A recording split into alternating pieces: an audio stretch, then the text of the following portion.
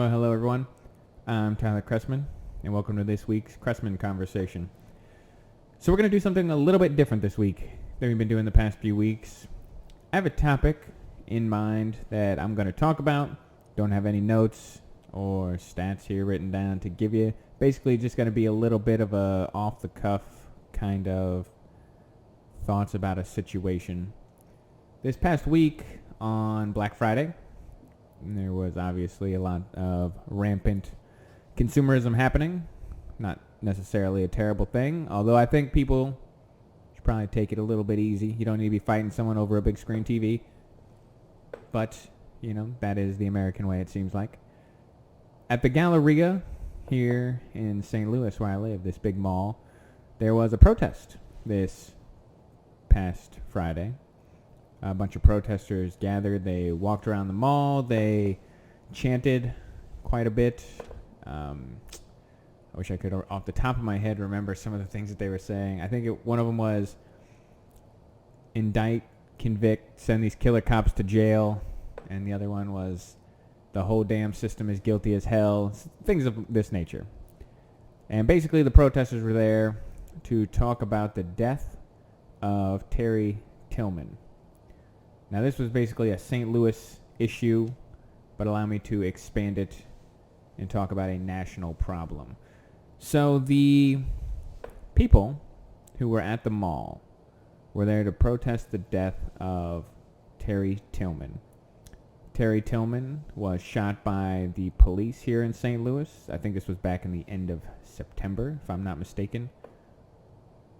Possibly the end of August. I'm trying to remember. August or September. I think it was one of the two. A few months ago. We'll leave it at that. And when he was shot, it led to some small-scale protests in St. Louis, and then this was another one. It was a very small scale. There weren't not a lot of protesters who showed up to this Black Friday thing. But the incident itself made me want to talk about it just a little bit. Because the problem that the protesters were trying to address, we're going to talk about whether or not it actually is a problem or just a perception of a problem. If it's an actual thing that we need to discuss, or if we need to discuss and dispel the misinformed thoughts around the discussion. So, what is the problem? What are these people protesting? Well, Terry Tillman was a black man. He was shot down by the police. And that is basically the extent of the problem. There is a large section of people who view the police as an oppressive force in this country that are out there actively oppressing the minority populations in the United States. Now, is this based on facts? Is this an actual thing? No, but we're going to discuss why I believe that in just a second. The problem is that for these protesters is that they're fighting a battle that almost no one disagrees with. And here's what I mean by that. If you were to ask any single person in the country, and I mean this, Republican, Democrat, Independent, if you were to ask people, do you believe that the police should be held accountable if they do something wrong in the line of duty, if they shoot someone without cause? Do you think police officers should be punished for this? People would say, absolutely. They also might ask, if a police officer was found to do something that was racially motivated, something prejudicial based on racism, should that cop be employed by the police? The overwhelming majority of the people would say no, because racism has no place in our society. Hey, I'm one of those people. It's nice to meet you. The problem for the protesters becomes when you use a case like Terry Tillman as your example of problems from the police force towards the minority communities, you lose any sympathy or support you may have had for your cause. And here's why. Terry Tillman was not some innocent guy walking down the street gunned down by a police officer. Terry Tillman was a felon. He was on probation. He currently had an active warrant for another felony that he committed back in February. So he was wanted by the police. He posted videos of himself earlier in the day that he was shot holding a pistol in his waistband that had an extended magazine on it. It was illegal for him to have that pistol because a felon cannot own a firearm. He then took that pistol and he went into the mall, which again, you're not supposed to do. And when a police officer confronted him about it, he said, there's a no gun policy in this mall. Tillman ran. And then he ran and the officer gave chase. And he ran because he knew that what he was doing, having a pistol that he was not supposed to have as a felon with a warrant out for his arrest, was 10 years in jail. And he ran because he didn't want to go to jail for 10 years. And then the officer says that Tillman turned, he lifted his gun, and the officer shot him. Now, that's the case that you're going to use as an example of police misconduct. What bit of that is police misconduct? You know, you read the accounts from the family. Tillman, according to them, he was just a guy who was trying to turn his life around, trying to make it as an up-and-coming rapper. You can do that. I understand he's family. But not everybody needs to go along with this. The fact that people are protesting this man's death as though we lost a great pillar of the community. You never want to see anyone get shot. You don't want to see anyone die. I certainly don't. But when you use this guy as the example of police brutality, well, you lost any support you may have had from the community that sits on the fence, like myself. When you hold Terry Tillman up and you say, we need to send these killer cops to jail, it's like, no, Terry Tillman should have been sent to jail. Terry Tillman had a warrant out for his arrest because he was a felon and a criminal. You don't want to see people get shot. I didn't want to see Terry Tillman get shot. Didn't matter that he was a felon. You know, you want to see those people in jail if they're out there committing crimes, but you don't want to see people murdered in the street. I certainly don't. But again, the problem is Terry Tillman was not an innocent guy. What the Black Lives Matter movement, the mistake that they have made, and for as much as that organization still exists, you don't see as much about it anymore, but the mistake that they made, and this was always my criticism of the movement, was that they would put a poster up that had every black man shot by the police. And then they'd make blanket statements about racism within the system, systemic oppression. They make blanket statements while holding up a sign that has pictures of people who were shot in what most people might say is a justifiable manner, with alongside those who were shot in ways that were unjustifiable. So when you hold up a poster and you put Anthony Lamar Smith and Terry Tillman and Michael Brown up there, and then over here you have Tamir Rice and Philando Castile and Walter Scott, and you say, these things are not all the same. And when you try to pretend that they are, you lose my support. You don't get to then say, Anthony Lamar Smith is the same as Tamir Rice. You don't get to say that to me because I am a rational person, and I can distinguish between those two events. Tamir Rice was shot by the police. He was a kid, for those who don't know. He was a kid who was playing with a toy gun. Police came up on scene and within 2 seconds shot him dead.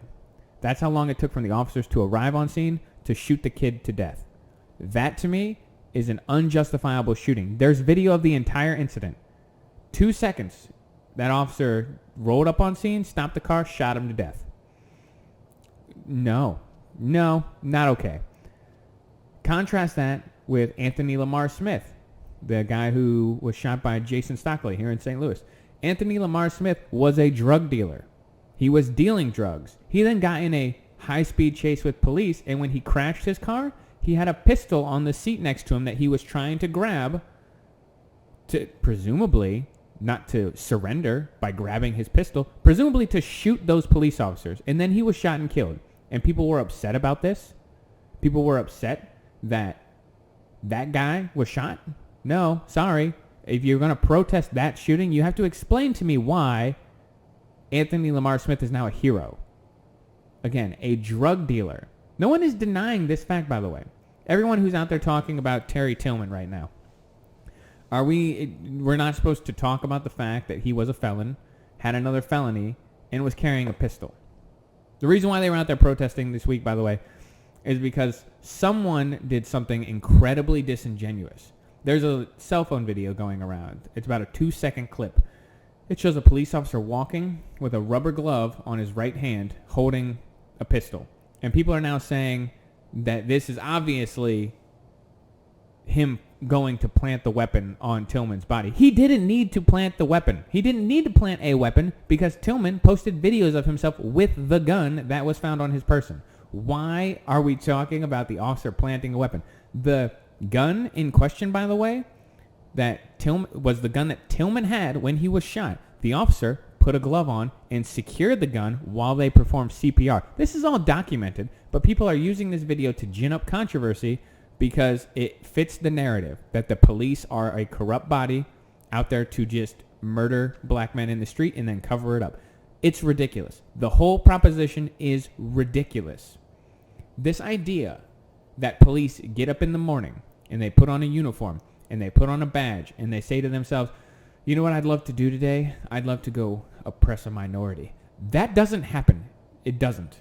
There are bad police officers. There's something like 1.4 million police officers in the United States.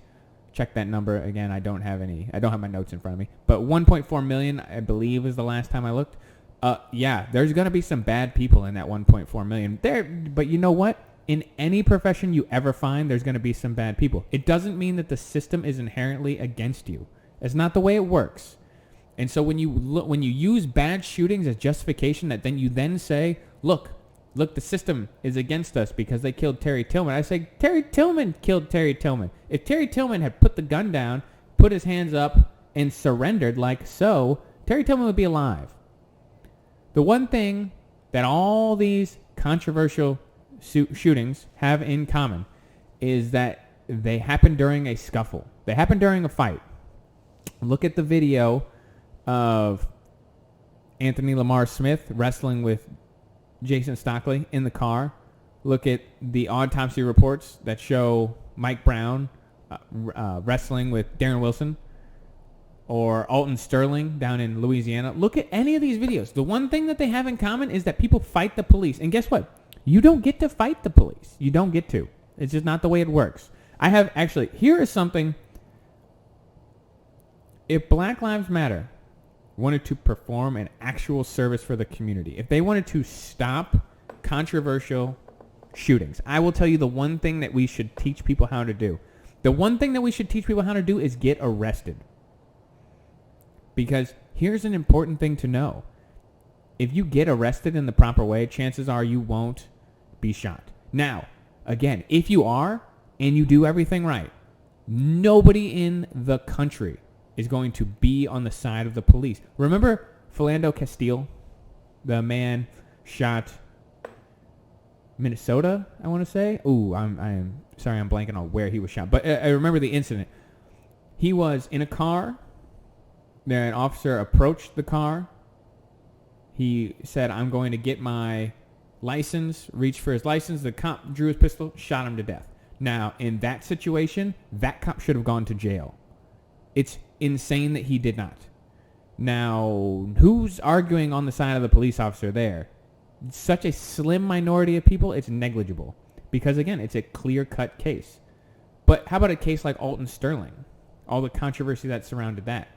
You say, no one should be killed for standing out in front of a corner store. Okay, I agree. But here's the service we could do.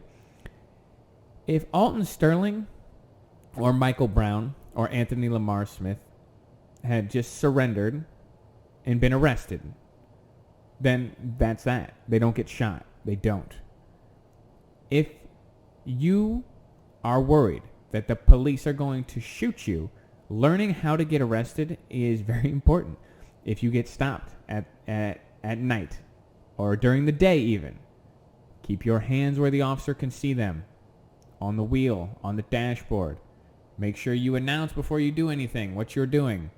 If a cop says you're under arrest, don't refuse. Do not wrestle with the cop. Because the thing from a cop's perspective is that if you wrestle with a police officer, there is a chance that that could be deadly. And so the reason why it escalates is because to a police officer, if you are resisting arrest, then all of a sudden there's a gun on the table. And if you beat the cop in a fight, what are you going to do? He doesn't know the answer to that. He doesn't know you. You might be the nicest person in the world, but if you fight a police officer and then are shot because of it, I don't care if you're unarmed. You're not unarmed because there's a gun in the fight every time. So if you did nothing wrong, let's say, for example, you're walking down the street. You just got up, you walked out of your house onto the sidewalk, and you're walking down the street, and an officer approaches you and says, hey, you're under arrest. You just woke up out of your bed. You rolled out of bed. You walked on the sidewalk. You're like, you know for a fact you haven't done anything wrong. Guess what? You don't get to refuse. You don't get to. I wouldn't refuse. If the officer said you're under arrest, I might say, what for? And he would say, for whatever. And I say, well, I didn't do that. And he said, okay, but you're under arrest anyway. And then you know what you do? You turn around, you put your hands behind your back, and you go to jail. And when you're in jail, you know what you do? You get a lawyer, and then you sue the shit out of him if he's wrong. That's what you do. That's not... The time to argue is at the station with your lawyer. The time to argue is not on the sidewalk when a police officer is trying to arrest you. That is how people get hurt. But it's not a racist thing. It's not a racism thing. It is a lack of respect for authority thing. If you treat police officers with respect, you will be treated with respect back. And if you are not, then that officer doesn't deserve to have a job. If he treats you in a racist manner, no one will support him. And the funny thing is you're watching now as body cams spread throughout the police officer community, how many times the account from the supposed victim has been refuted by body cam evidence. This happened to one of the leaders of the NAACP who said a traffic stop cop acted in a racist manner towards him, and they just released the video, and he just flat out lied. I think he had to step down. I wish I could remember his name, but I've seen a few of those now. Anyway, the point being that the problem between the black community, particularly, and the police is a problem that is mostly just manufactured. And there's a reason why I've always been critical about Black Lives Matter focusing on this problem. And it really is because, imagine for a second, we could do a little experiment, a little thought experiment, where we close our eyes and we wave our magic wand. And any racism that is inherent in the justice system, any racist police officers that might exist on a police force, we just disappeared it all. It's gone. And then tomorrow we start anew. What changes in the black community tomorrow?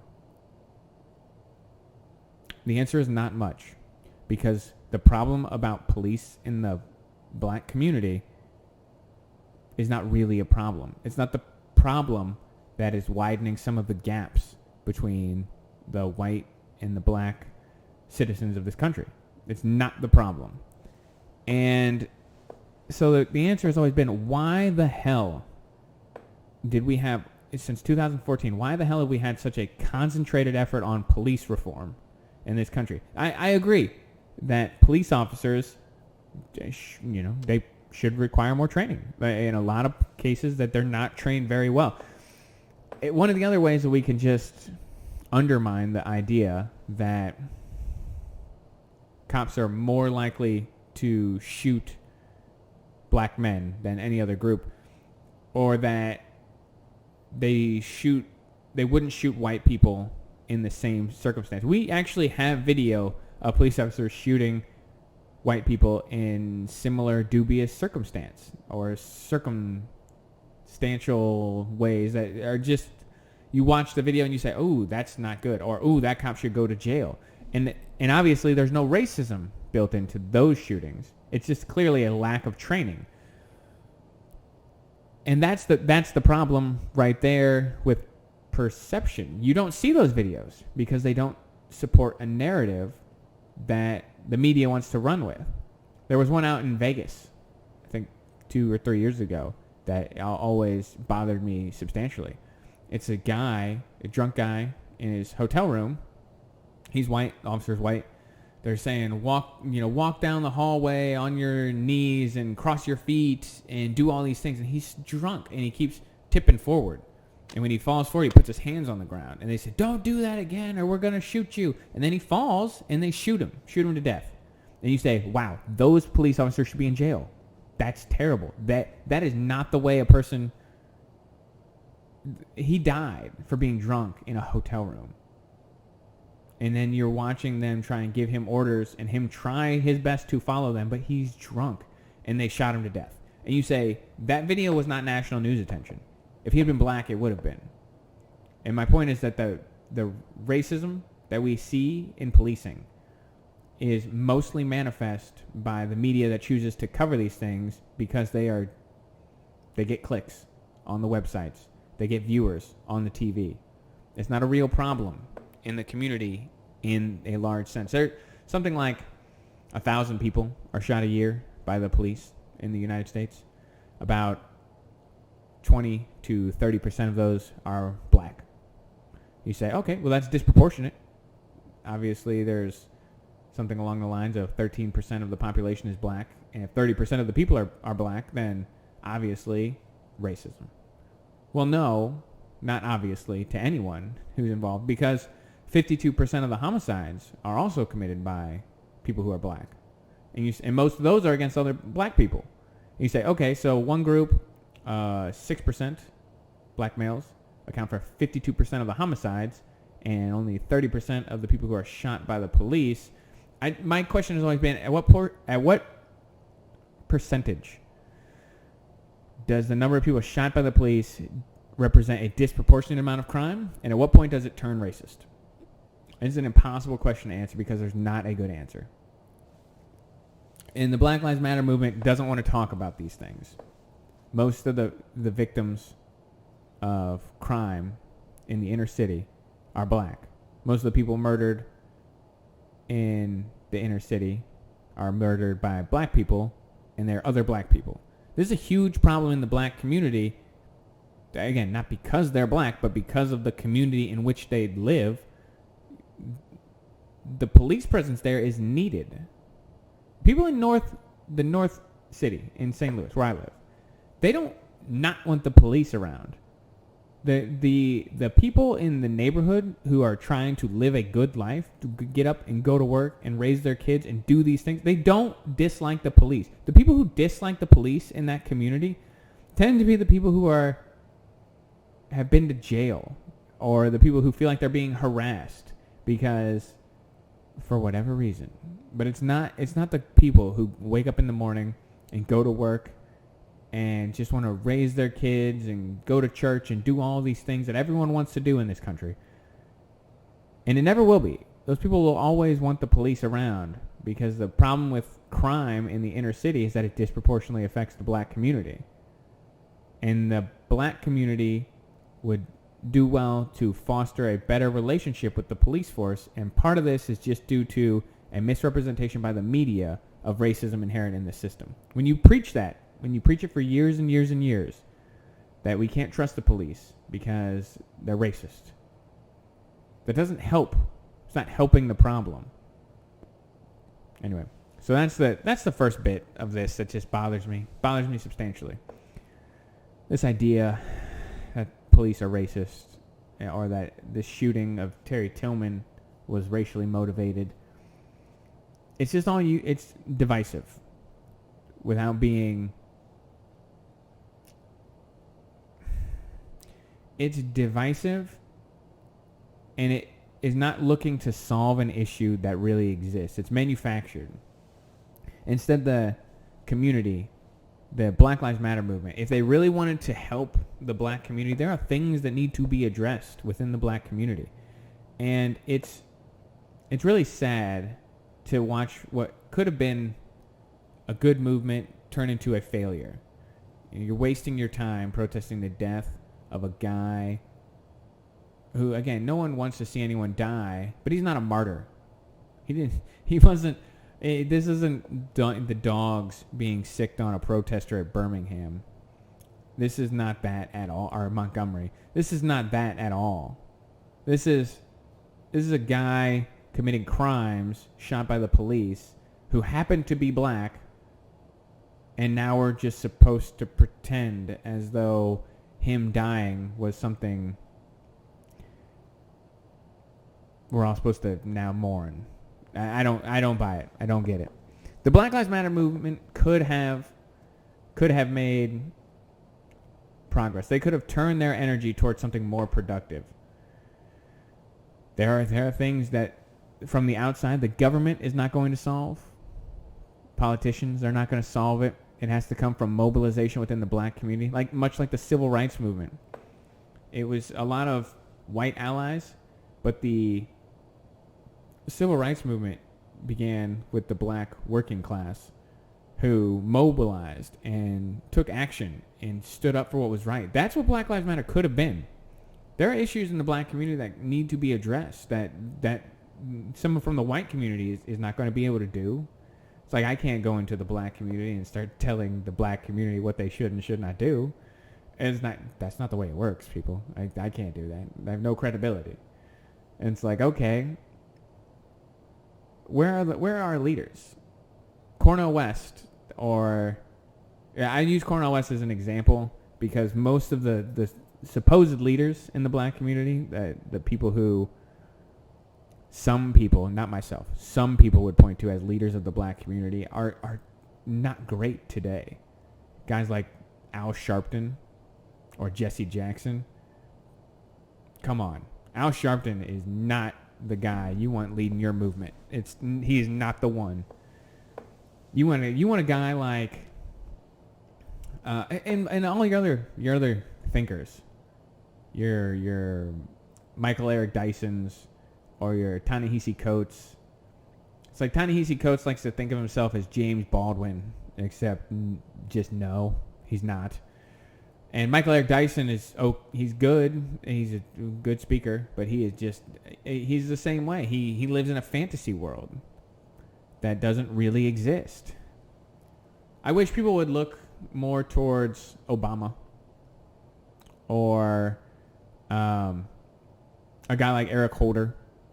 These politicians who understand that the system may be flawed. There might be flaws in our system, but that the system itself isn't inherently bad. Those are the guys we need. We need leaders from the community to address issues within the black community. Specifically, the big ones that somebody needs to address. There are problems in the black community. Single motherhood is a huge issue. If there's one indicator of intergenerational poverty, it is single motherhood. Now, it doesn't matter if your parents are poor, if they're rich, if they're white, if they are black, if your parents are gay, if your parents are straight.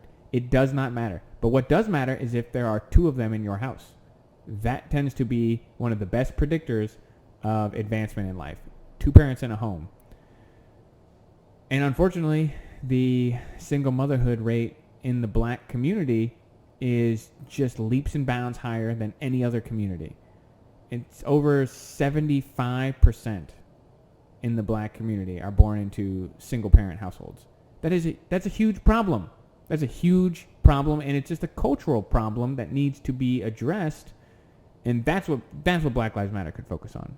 An actual problem in the community that somebody has to do something about if we're hoping to close the gaps. Everyone here, again, myself, hoping wants nothing but the best for everyone. Most people would say that. Most people say, if they were given a choice, hey, do you want everyone to do better in life or everyone to do worse in life or certain people to do better and certain people to do worse? Everyone would say, if I could choose, if it wouldn't affect anything negatively, I would choose everyone to get better. And that's what I would say. I want everyone to get better. Every single person. So I want the black community to do amazing. It's just the problems that the black community are choosing to address right now, focusing on policing.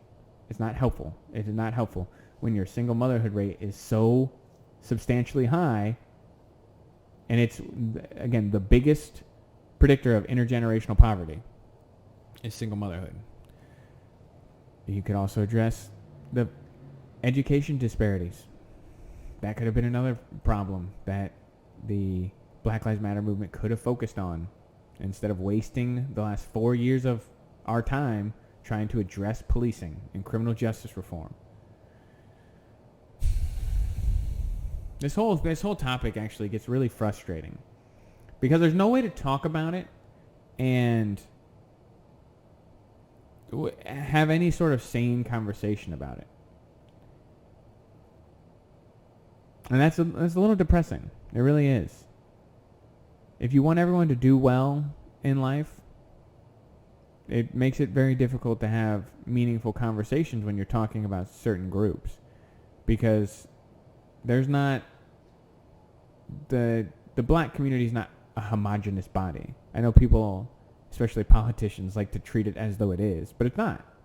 Just like the white community, there's nothing homogenous about the white community. If I tell you someone's white, that tells you the color of their skin. It tells you nothing about them. Just like if I tell you someone's black, it tells you the color of their skin, but it tells me nothing about that person, because people are individuals. And the stepping back and looking at group data, incarceration rates, police shooting rates, looking at the rates of single motherhood, looking at data can be helpful, so long as we don't lose the individual in this. And that's the issue. When you start talking about groups, people want to pretend as though you're being bigoted or prejudiced in some way. Even if you want to put the disclaimer on there that what you would really like if you could wave your magic wand, if I could wave my magic wand, is that I would want everyone to do better. And what I see in the black community is a failure of leadership to address the meaningful problems that the communities need. And it bothers me when we see all this stuff, you're out marching in the mall about the death of a guy because you've been told that the system is racist and you got to protest the system. Well, the system might not be perfect, but the system itself doesn't need to be torn down. The system itself is not built on racism. It isn't. And when you use Terry Tillman as the example in which you are citing to support your claim of racism, well, then you lose all credibility in your argument, because it is just not the case. I wrote a brief post, might go up on the blog either Monday or Tuesday this week, about this exact thing, just a short thing about Terry Tillman and the protests at the Galleria. And I encourage everyone to go over and read it. Again, this was a little bit different. I had a lot of thoughts. I just wanted to kind of get out, kind of express a little bit about this topic. I know it wasn't quite as informative as some of them in terms of facts and figures and whatnot, but it is an important one, because this problem is a hugely divisive problem. When we're talking about policing and what we're going to do about the future of the country when it comes to race relations. This is a huge problem, because the divide between white and black seems to be growing, and that should be troubling to anyone who cares. Anyone at all who's paying any attention should find that divide troubling. And I certainly do. We have a book of the week this week. This is actually very much on topic. The book is going to be... glare. The book is Please Stop Helping Us by Jason Riley. Jason Riley, for those who don't know, super smart guy. Very intelligent man. He is a fantastic writer. This book was very accessible. So for those who are worried that it'd be a little boring, it's very accessible and a very quick read. The subtitle is How Liberals Make It Harder for Blacks to Succeed. So this is basically along the lines of what I've been talking about today, where we focus on the wrong problems. We prioritize the wrong things and allow actual people to fall through the cracks, which is an issue. When you're trying to talk about systemic oppression and you don't have specific ways in which to fix it except to say that it exists and we need to tear the system down, that is unhelpful for everyone involved. My whole thing has always been be specific. What do you want to address? What law would we change? What person do we need to fire? Be specific. When you just make broad-based claims about racism within the system, it's not fixing anything. Don't want to hear it. Don't want to hear it, because unless you can give me an example of how it manifests in the world, it is just a figment of your imagination. So, anyway, Please Stop Helping Us by Jason Riley. That's the book of the week. Everyone, go check it out. It's a good one. Just go listen to some Jason Riley talks on YouTube. Those are always great. He's a very well-spoken dude and makes a lot of great points. He shares a lot of the same sentiments I do. And he is black. As a member of the black community, he is saying that the black community itself needs to make these changes to what I'm talking about here. Is basically echoing his words. The only difference is I'm white, so I don't know. I don't think people will listen. I think we're going to leave it here this week, everyone. I hope everyone has a fantastic week. Please, please, please. This podcast itself was a bit more... I don't want to use the word rambling. Meandering, maybe? I don't know. It was a bit all over the place. So any topic that I was a bit vague on, any point that I made you felt like I didn't articulate well, please get me back with a comment or a question. Shoot me an email, tcchrestman.com. Leave a comment on the YouTube video. And don't forget, for those of you listening to the podcast, to like, subscribe, leave me a review. The reviews help greatly in the algorithms. And we're going to leave it there. I am Tyler Chrestman. Everyone have a fantastic week, and I will see you next week.